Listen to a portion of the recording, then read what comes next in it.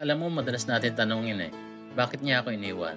O bakit bigla siyang nawala? Masakit pero the truth is, people live for different reasons. Minsan umaalis sila kasi natapos na yung role nila sa buhay natin. Hindi ibig sabihin na mali ka, minsan kasi tapos na yung season nyo together. Minsan din umaalis sila kasi kailangan mong matutong tumayo mag-isa. Kung palagi nandyan sila, baka hindi mo makita ang lakas mo. Kaya minsan yung pag-alis nila, way yun ni God para ipakita sa'yo na kaya mong mag-isa. Hindi mo kailangang umasa sa iba o umasa sa kanila.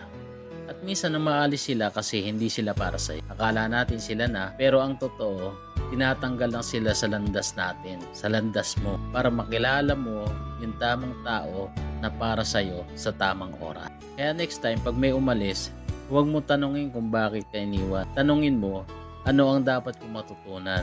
Kasi sa bawat pag-alis, may bagong darating.